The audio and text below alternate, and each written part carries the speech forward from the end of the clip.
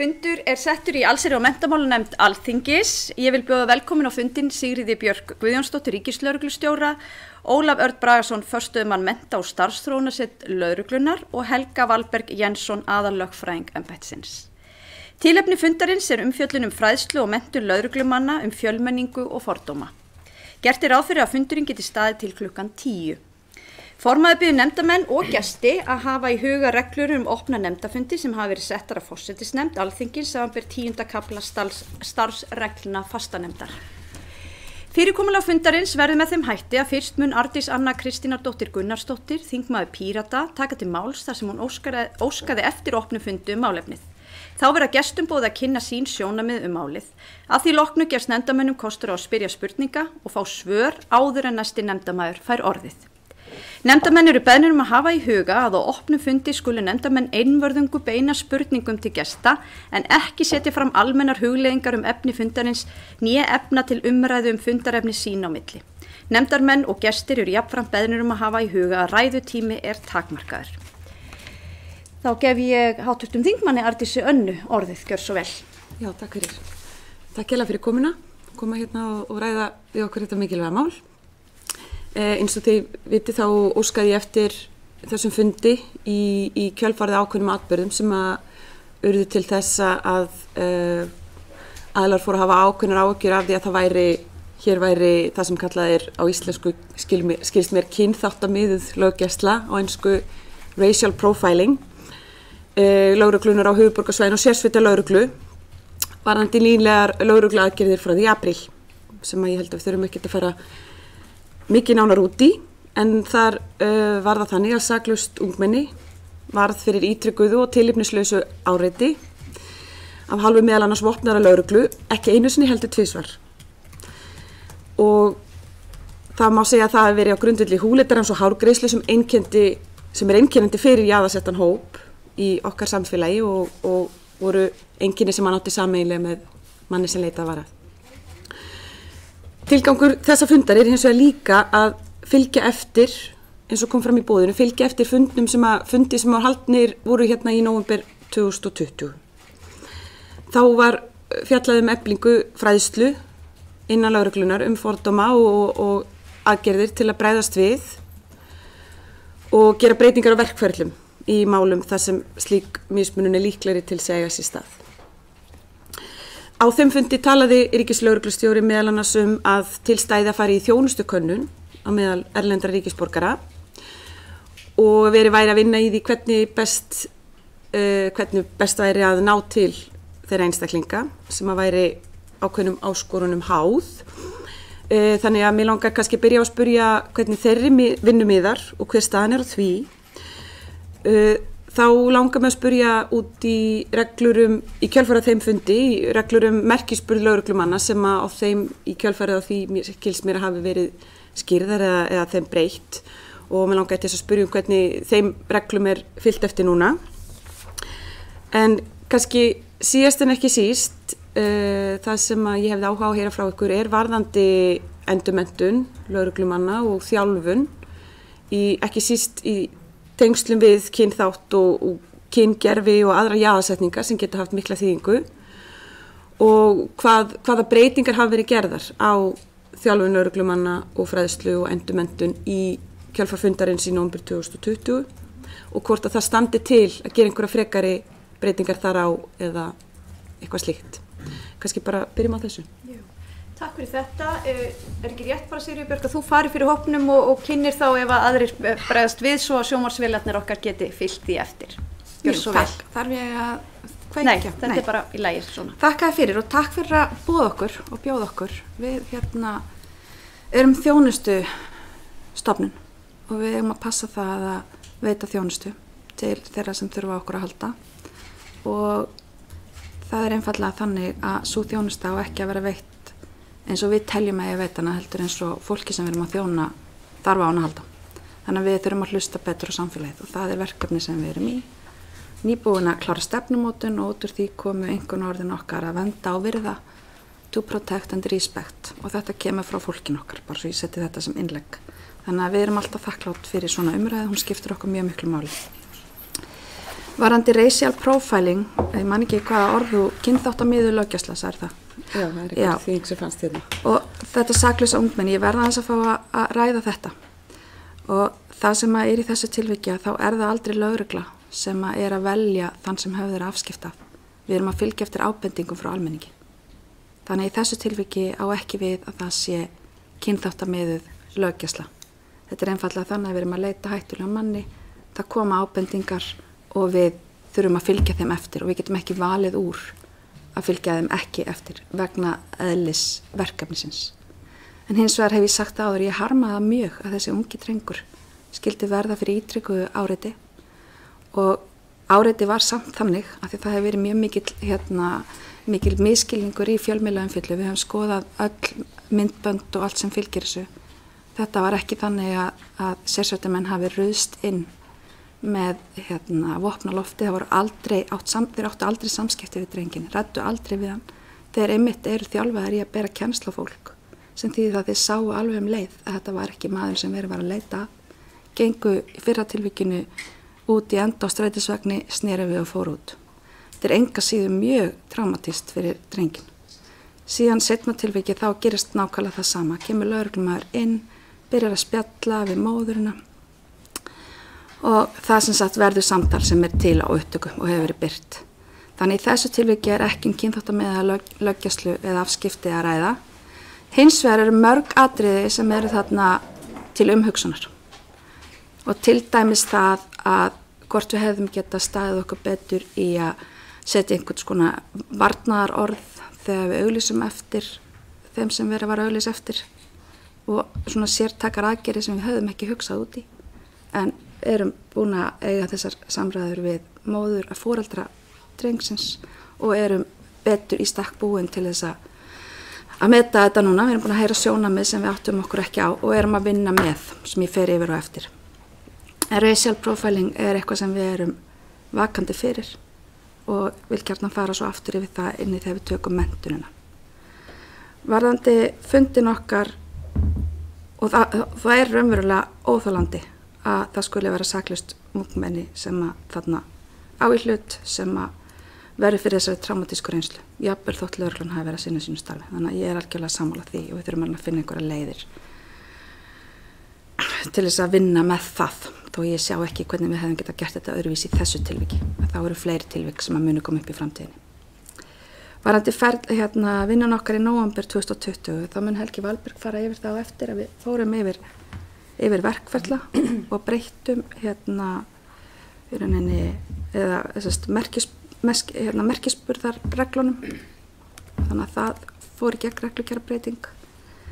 Síðan varandi þjónustukönnunina. Það ekki komið alla leið, en það hins vegar komnir bútar inn í það. Fyrsta lagi erum við búin að ná fundi með umboðsmanni barna sem ætlar að taka svona rýnihóp hjá sér og hjálpa okkur hvernig við getum náð til ungmenna af erlendum uppruna. Við lentum í talsverðu basli í COVID að ná til hóps af erlendum uppruna til þess að fara inn í bólusetningu. Og það var einfallega þannig að það var komið ljós allskyns ákallar í kerfin okkar. Til dæmis voru margir með erlend símkort og þá virkaði ekki tæknibúnaðurinn. Þannig að við lögðum mjög mikið, tókum saman fólk frá ýmsum stöðum, frá sjúkrahúsunum og fleiri sem hafa unnið með þessa hópa, settum saman í einn hóp sem að vann sérstaklega með það hvernig við getum unnið með að ná til þessa fólks. Því það þýðir ekki að senda út einhverja þjónustukönnun eitthvað á einhvern veginn. Það er að setja sig í þessu spór, hvernig fáum við til að svara? Hvernig fáum við til að treysta okkur fyrir svarinu?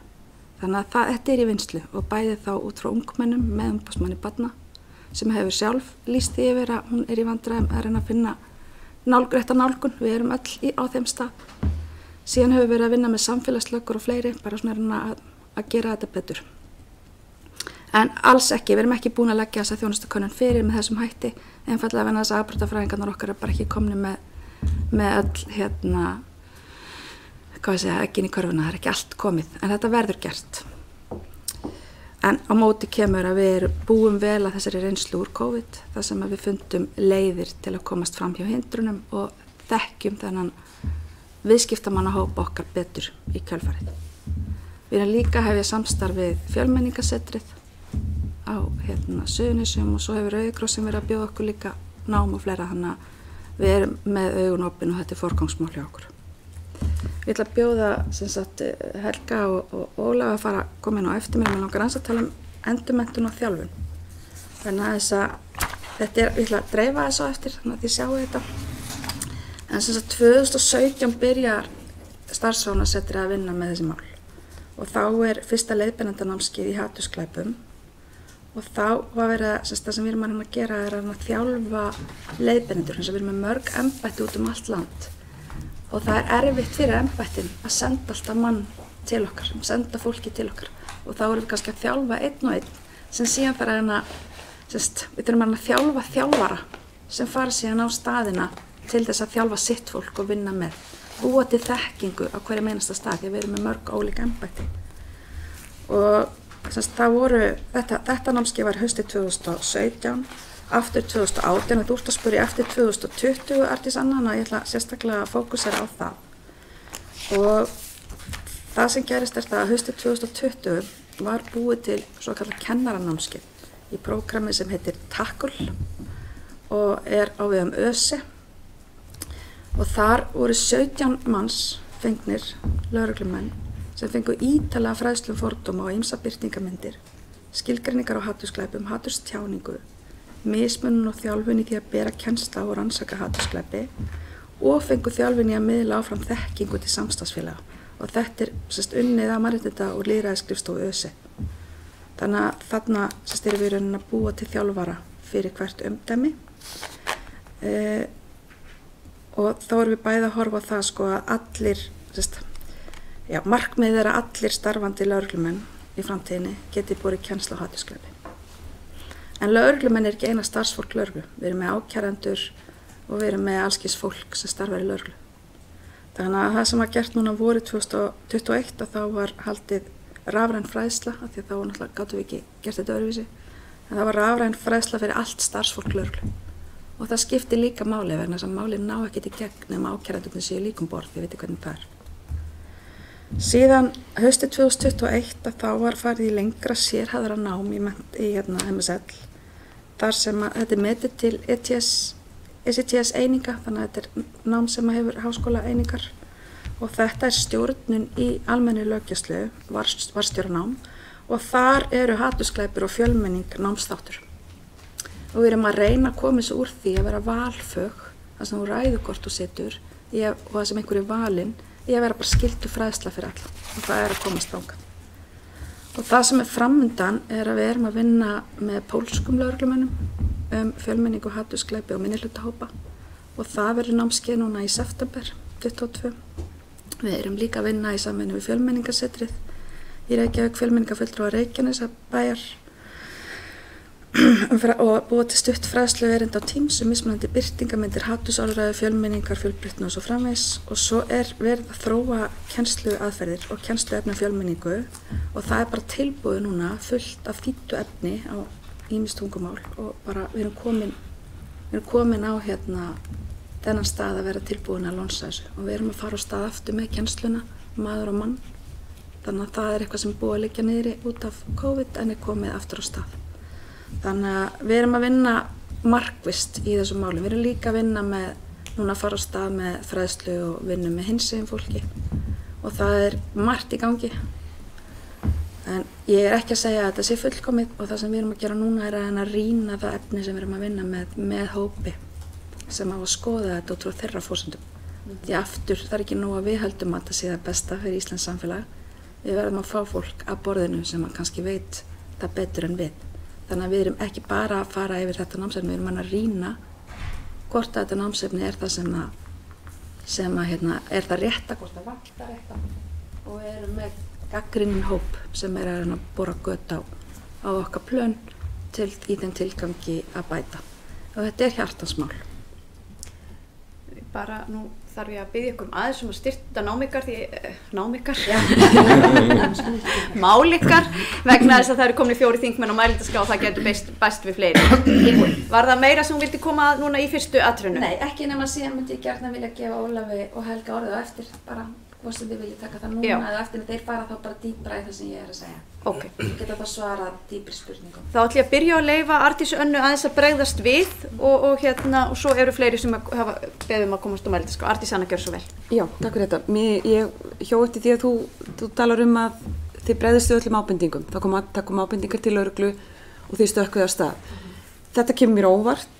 Ég hefði haldið að lögreglan hefði eitthvað verklag við það að sigta út hvaða ábendingar eru skipta máli og hverjir ekki, þar sem að það hljómar ekki rétt í mín eyru að allar þær ábendingar, mér skilst að hafi búist gríðarlega margar ábendingar til dæmis í þessu máli, að það sé farið á eftir almennum borgurum í öllum þeim tilvikum.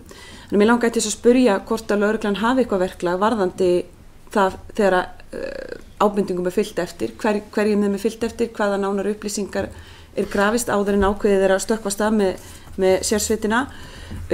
Svo langaði mig til þess að spyrja sérstaklega varðandi ungmenn og börn, hvort að lögreglan hafi einhverjar verklagsreglur varðandi afskipti af börnum og ungmennum sérstaklega, og þá sérstaklega kannski af erlendum uppruna, og síðast hvort að það séu einhver tölfræði yfir afskipti af ungmennum og síðan kannski eftir uppruna og þjóðerni.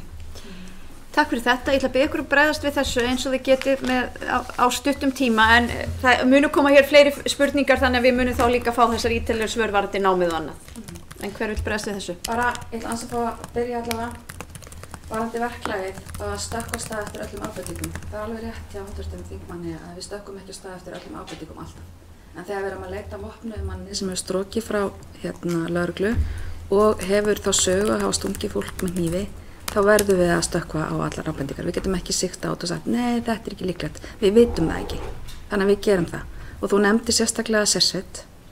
Og sérsveit einfallega þannig að hún kölluð til þegar það eru vopn í spilinu til þess að almenn lögregla geti verið óvopnuð.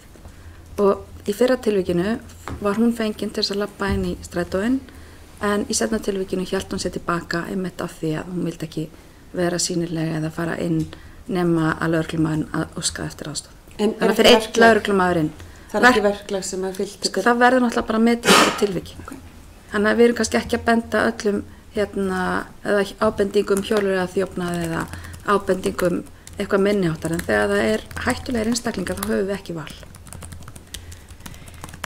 Það var líka varðandi börn, var það ekki? Já, fyrir ekki. Verklagsreglur varðandi börn, jú, við sjálfsög erum með verklagsreglur þar sem við erum að vinna með að það sé kallað til barnaverndar starfsmaður þegar höfður afskipta börnum og foreldrar upplýstir og allt þetta. Við erum hins vegar núna í mjög áhugaverðu verkefni sem að tengja saman ólíka aðila, þar sem við erum að vinna með svona barnaverndarnefnd, með sýslumönnum, með félagsráðgjöfum, lögreglu, og við erum með vinnustofur og við erum að gera þetta á nokkru stöðum á landinu og að vera fyrir norðan, núna í Mosfellsbæ og einhverju fleiri sem að Eygló Harðardóttir að stýra fyrir mína hönd. Og þetta er verkefni sem kom út frá ofbeldisverkefni sem að ríkisstjórnin sett á stað. Og við erum einmitt markmiðir út úr því komið sameiginlegt verkefni, og ég verð bara að lýsa enn og aftur ánægju minni með farsældarlögin. Þar er orðin skylda fyrir aðila að vinna saman þegar kemur að börnum, og þetta er bara eins og almannavarnar staða. Þegar það er grænt þá þurfum við ekki sérstakt að gera, en ef það er gult þá þurfum við að passa okkur betur, og þegar það er rautt þá verðum við að vinna saman þvert á kerfi. Börn eiga ekki að líða fyrir kerfi. Þannig að við erum á fullu að vinna í þessu og viljum allar aðstæður sem bestar í því. Varðandi tölfræði, uppruna og mat, ég get alveg örugglega tekið tölfræði afskipta börnum, við eigum það, en það er örugglega ekki eftir húðlit, það er ekki þannig en hugsanlega þá sem er ekki með íslenska ríkisborgararétt eða eitthvað slíkt, ég þarf að skoða hvernig það væri. Nú veit ég ekki, ég verði að fá að vísa þess að þig, Helgi, hvernig er þetta skráð í lögreglukerfið.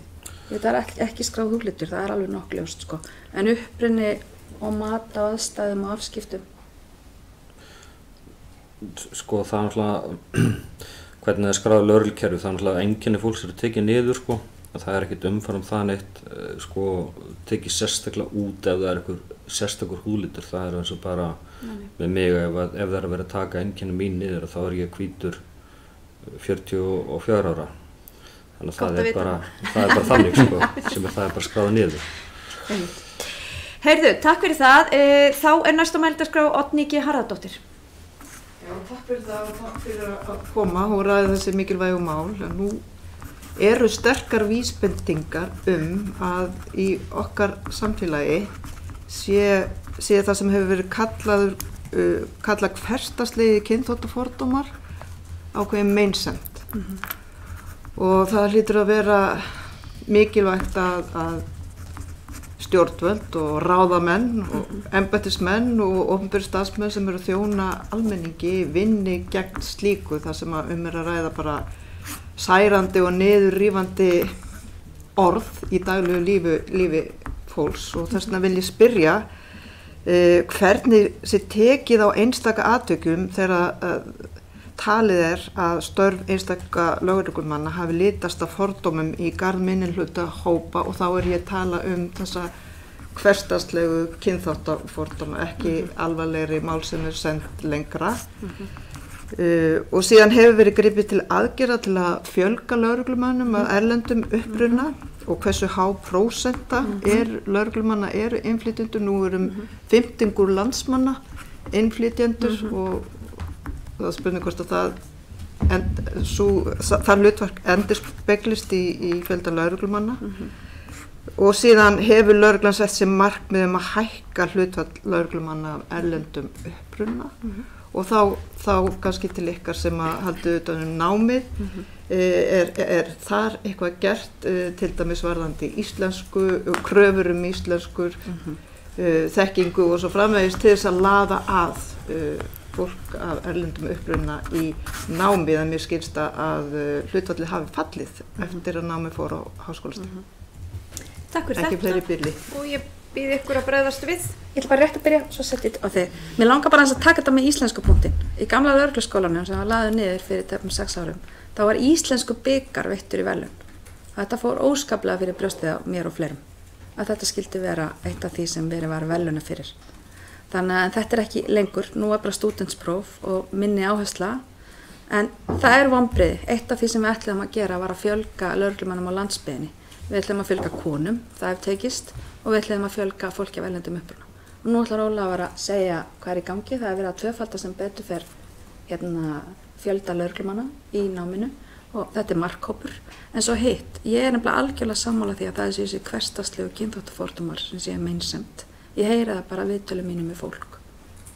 En ég held eins að það sé ekki verkefni lögreglu eitt og sér. Ég held það sé verkefni okkar allra.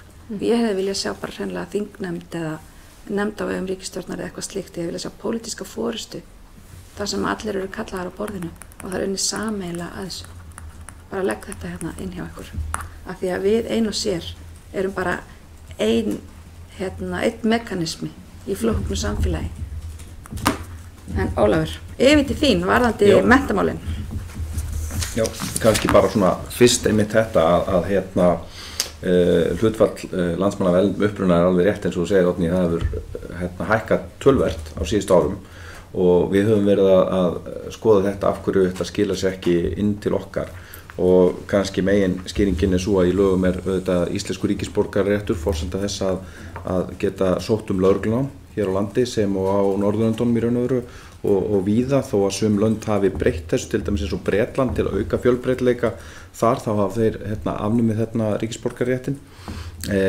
Þessi mikla aukning hefur auðvitað átt sér stað núna eftir 2000 árið 2000 þannig að fólk ekki búið að vera mjög lengi á Íslandi og við stúdentsprófið það auðvitað einn af þessum þáttum sem að fólk þarf að ljúka í inntökuferlinu en við erum búin að reyna að girða fyrir það að það séu einhverja girðingar í okkar inntökuferli en það ekki nóg að það sé skoðað eins og Sigríður var að tala með tungumálakunnáttuna.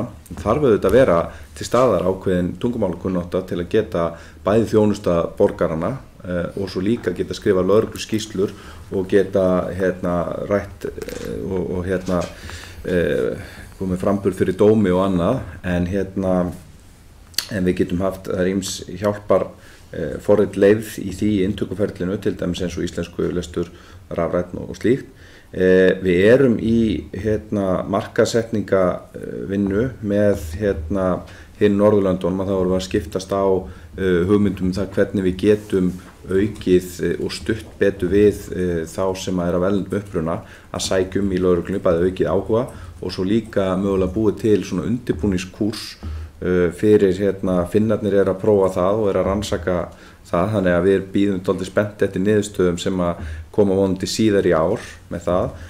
Norðmenn hafa farið í samfélagsmiðla herferð á TikTok sem að við hefum eftir að sjá hvernig kemur út úr, en þetta verkefni á vegum Nordplus, styrkt á vegum Nordplus og vantar einhverja niðurstöðuna í haust hvað þetta varðar. En við höfum svona líka verið að líta til þess hvernig við getum lært af vinnu okkar í COVID með að ná til fjölbreyttra hópa varðandi bólusetningar eins og Sigríður talaði og slíkar upplýsingar, hvort við getum notað eitthvað að þeim leiðum til að kynna betur starf lögreglunnar, bæði til þess að fá fólk inn í lögregluna en líka auka samtal við þessa hópa traust til lögreglunnar og þjónustu almennt, hvernig við getum nálgast fólk með þeim hætti. Ég geti auðvitað haldið áfram talsvert Var ekki spurt varstu ekki að spyrja hlutfall?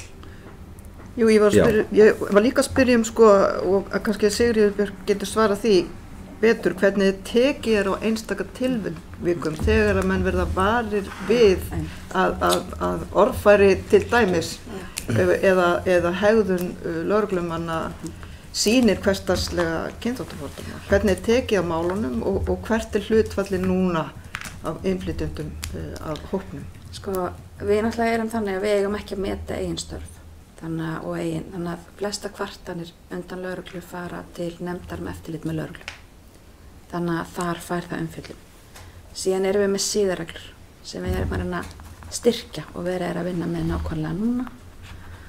Og líka að vinna með heilendamat þegar við tökum inn ráningar og þess áttar. En síðan erum við náttúrulega með mismunandi sjálfstæð embætti sem hafa agavaldi við sínu fólki. Og það getur þá verið tiltal. Það getur verið áminning, alvarlegustu tilvikum gæti að verið brottrekstur, en það bara við erum náttúrulega með lögreglumennir og embættismenn, þannig að það gilda nákvæmlega sömu reglur okkar fólk eins og forstöðumenn ríkisstofnana og svo framvegis. Þannig að þetta ferli. En við höldum að fræðsla sé í rauninni stóra málið í þessu, bara að fræða, þannig að það bara alveg eins og í dag þurfa menn að geta tryggt rafrænan vettvang en ekki fýsískan vettvang bara.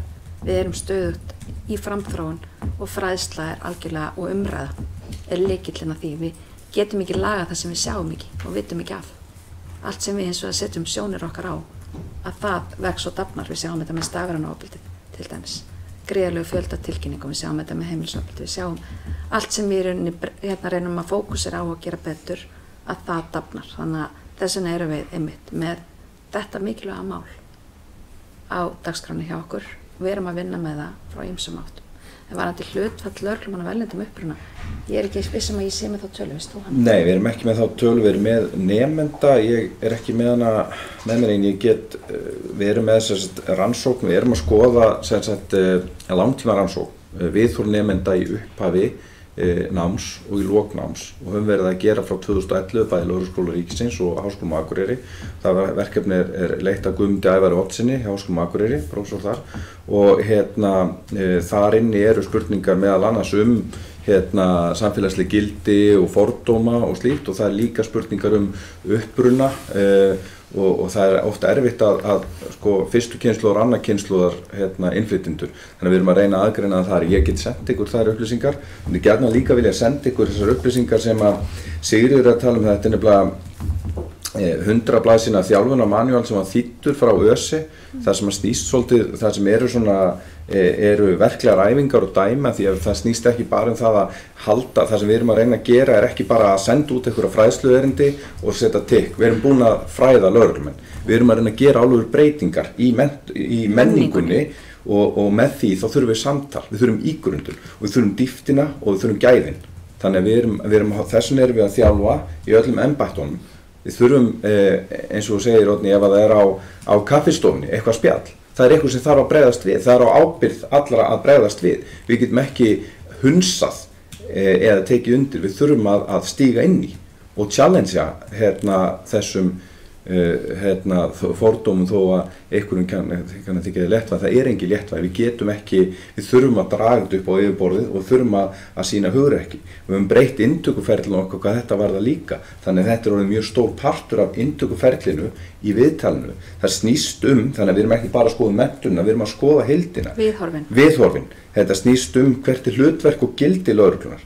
Þjónusta við almenning, samvinna og ábyrgð á eigin verkum. Það sama á við ábyrgð á okkar viðhorfum. Við höfum öll okkar forhugmyndir þegar við komum inn í aðstæður og við erum að rannsaka þetta meðal annars líka meðal nemenda í Háskólanum á Akureyri í upphafi og lok námskeiðs til að reyna að finna bestu leiðirnar til þess að hafa áhrif á okkar forhugmyndir og ranghugmyndir og þannig að við erum að reyna að finna leiðir, þannig að þetta langtíma verkefni en partur af stórri mynd sem við ætlum að vinna við.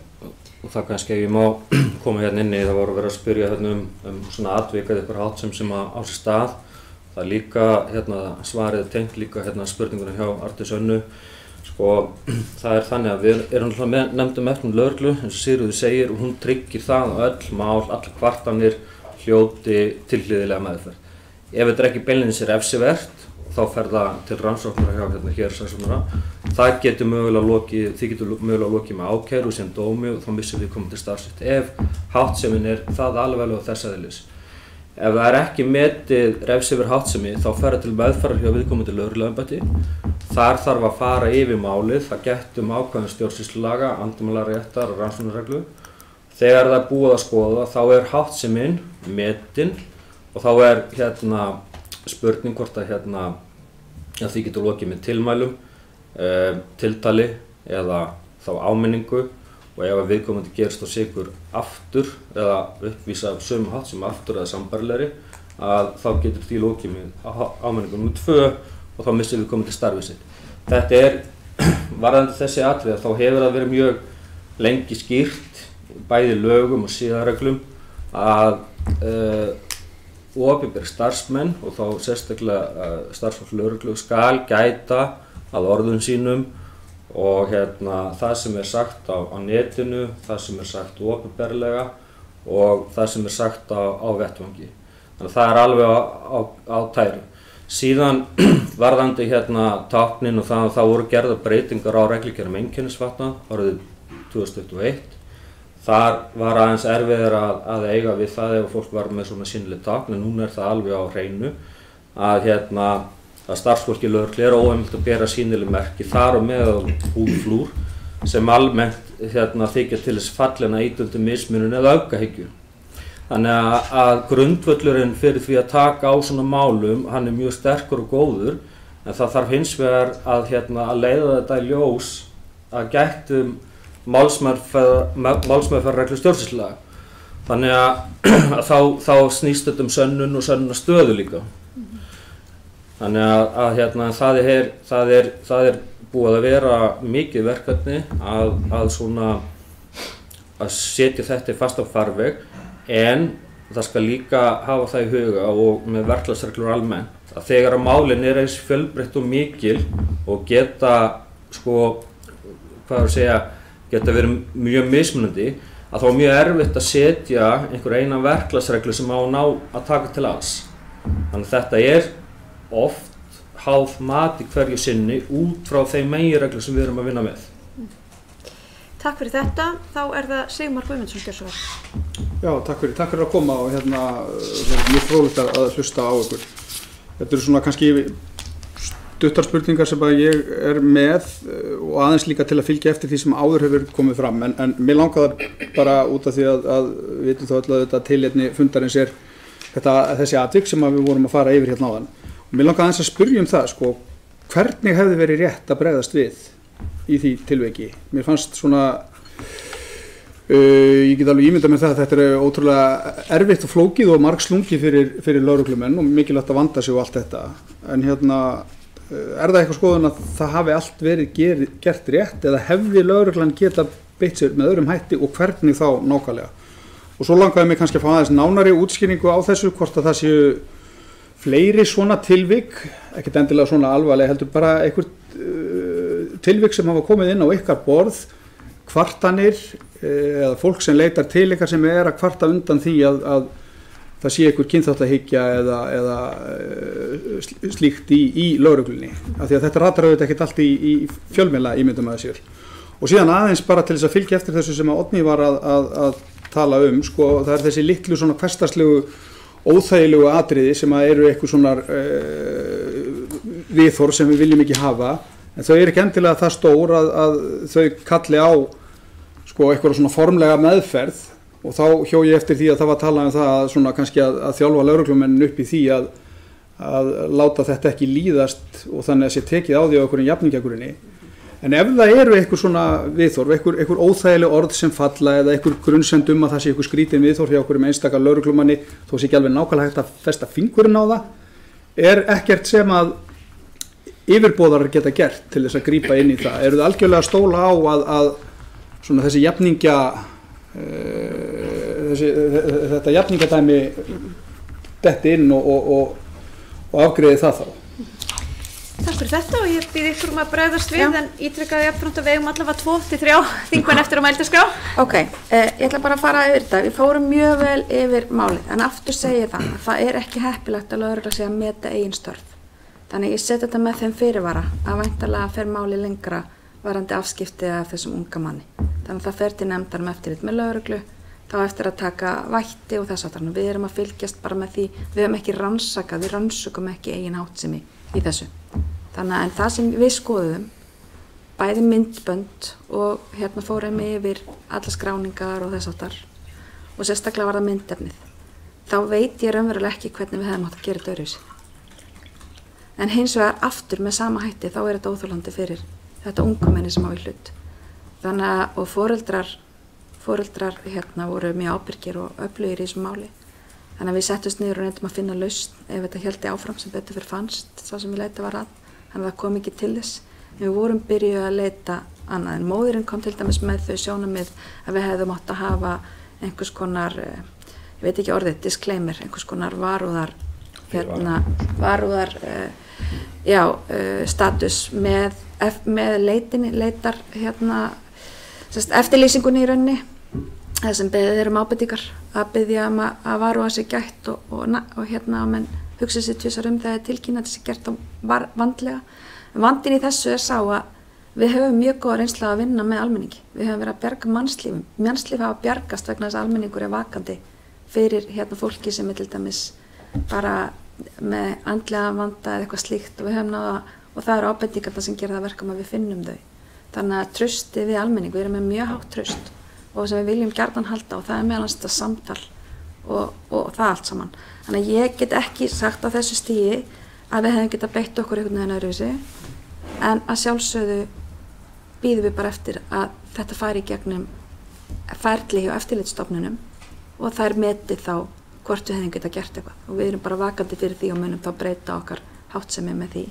Já, fyrir því maður aðeins byrja þá kannski að ég sýndalega vegna sem ég skilst að atburðarásin hafi verið sérsveitin hafi haft bein afskipti í öðru tilvikinu en ekki í hinu en það miskilningur hjá mér. Hún hafði í hvoru tilvikinu bein afskipti, það var aldrei yrt á drengi, aldrei.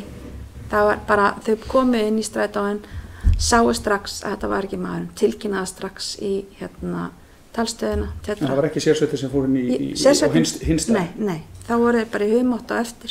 Við erum með það, þau fóru aldrei inn. Það var ungu maður sem kom inn, ungu lögreglumaður og hann vandaði sig mjög mikið. Við erum búin að skoða það. Það var hefðu þið ekki að gera það þannig í fyrra tilvíkinu? Fyrirgefðu Sigmar, það er svo erfitt fyrir útsendinguna að gera þetta svona þannig að ég bara leyfi þér að klára. Ég bara ekki tjá mig frekar, bara eins og ég segi, ég sé ekki hvernig hefði verið hægt að gera þetta öðruvísi. Og við erum með sérsveitina þarna í þessu tilvíki vegna þess að það er metið alvarlegt, þetta er útkallið metið þannig að það geti verið vopnum hönd og við sendum ekki óvopnaða lögreglumenn í vopnuð útkall. Það er bara þannig. En hérna síðan kannski eitthvað aðeins annað mat á bakaríinu, þú veist, það er sagt að koma væntanlega aðeins aðrar upplýsingar og þá er þetta metið þannig að þetta sé kannski ólíklegra og þar kemur almenni lögreglumaðurinn. Varðandi fleiri tilvik, kvartanir kynþáttahyggju og slíkt. Ég hef ekki fengið, ég hef búin að vera lögreglustjóri mjög mörg ár á Ísafirði, Suðurnesjum, lögregluna á höfuðborgarsvæðinu. Ég hef ekki fengið svona beinar kvartanir undan okkar lögreglufólki.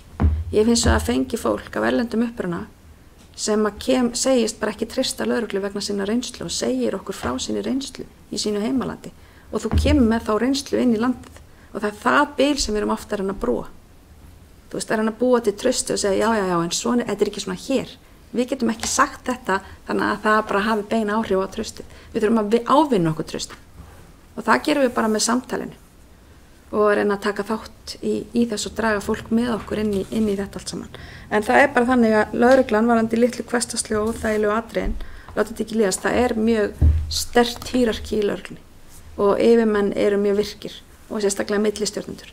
Og ef það kemur upp einhver háttsemi sem að þó hún sé ekki refsiverð eða ekki þess eðlis að sé farið alla leið með hana í gegnum kerfið, að þá eru samræður. Það samtal sem getur þróast upp í tiltal sem að ekki endilega ratar inn á ferilskrá viðkomandi en það alveg gert skýrt og við fylgjumst með ef það einhver grunur.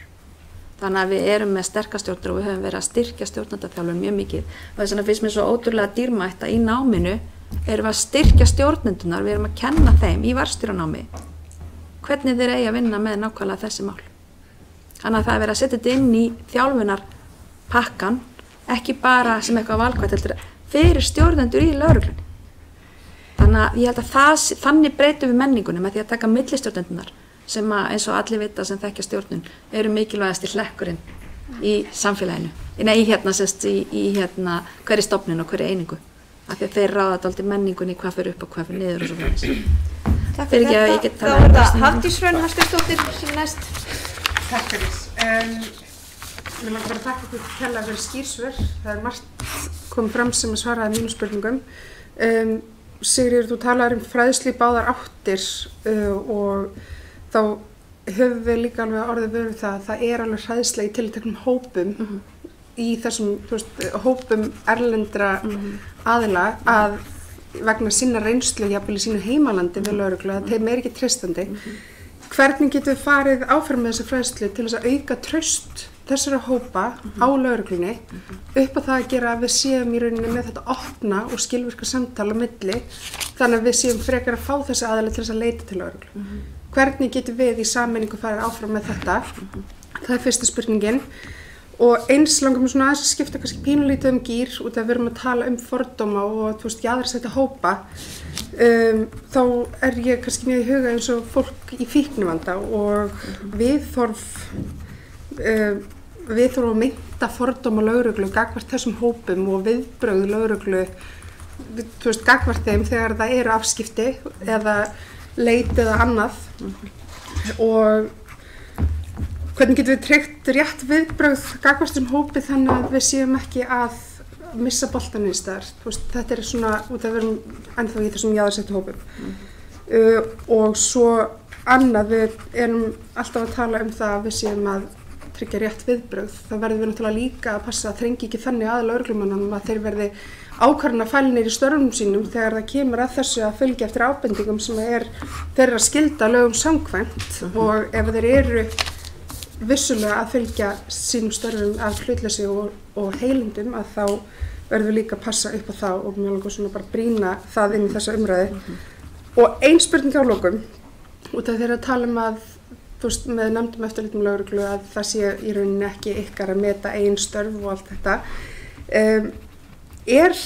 Eftirfylgni lögreglustjórana innan tiltekna embætta nægileg til þess að við séum að tryggja betri starfshætti eftir tilmæli frá nefndum eftirlitum lögreglu. Mér langar svolítið kannski að fá bara smá viðbrögð varðandi það. Takk fyrir. Ég held ég ekki ná. Og við ykkur að bregðast við en aftur því miður tíminn að skortnum skafti. Já.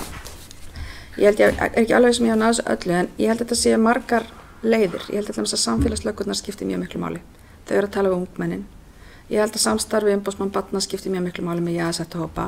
Við höfum verið að horfa á ofbeldi og vanrækslu gagnvart sérstaklega börnum og í ofbeldismálum og það sérstakur fókus á þeim sem viðkvæmum hópum.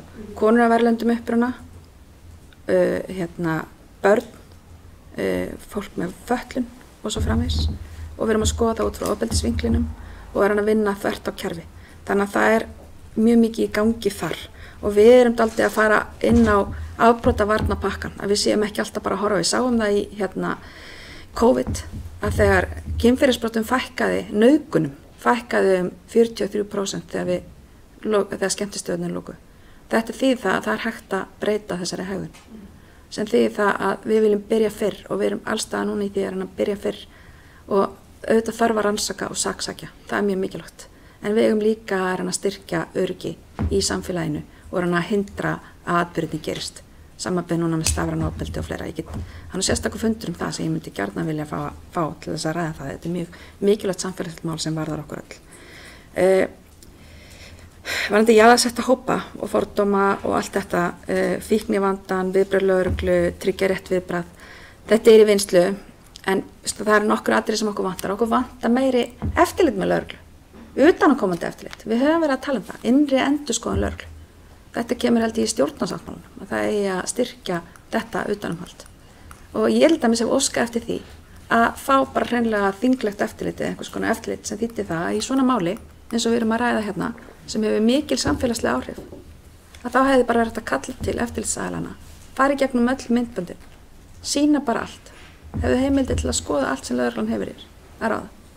Og þá erum við líka kannski með minni varanlega áhrif þegar rétt að málum staðið, en meiri áhrif þegar mistökur gerð sem þarf að læra á að vinna með. Já, ég held að ég geti ekki haft þetta lengra af ástæðu og eftirfylgni.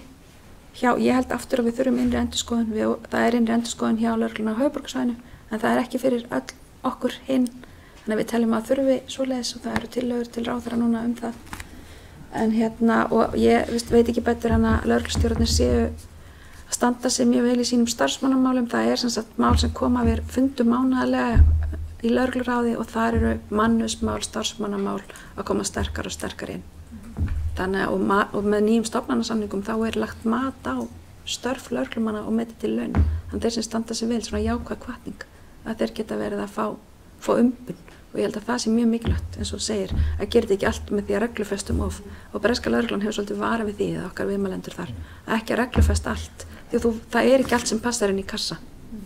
Og þó að sé ofslega auðvelt að meta það eftir á, það var kannski ekki auðvelt þegar þú ert að fara í útkallið.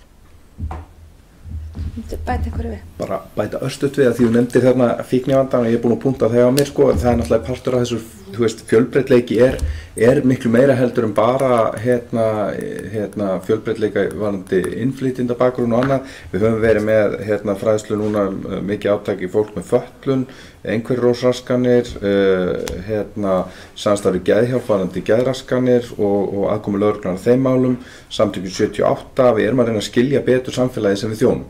Og við höfum líka að því að ég gleymdi að komst ekki að þegar Arndís annars spurði könnunina, að ég ekki búin að uppdatera Sigríði Björk almennilega með það að við erum búin að gera til að reyna að ná til þessara fjölbreyttu hópa. Þá vorum við samstarfi við Háskólann Reykjavík nemendur þar og það verður í júní, þá koma niðurstöður með 3 hópa sem við fókusum á.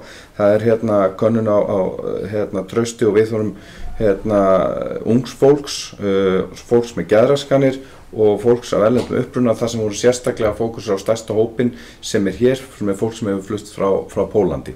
Þetta bara byrjunin, við ætlum að taka þetta lengra, en við erum að þetta svona heildarpakki. Takk fyrir það og þá það Lilja Rannveig, gjör svo vel. Já, takk ykkur fyrir að koma ykkur og takk ykkur tíma til að svara spurningum okkar.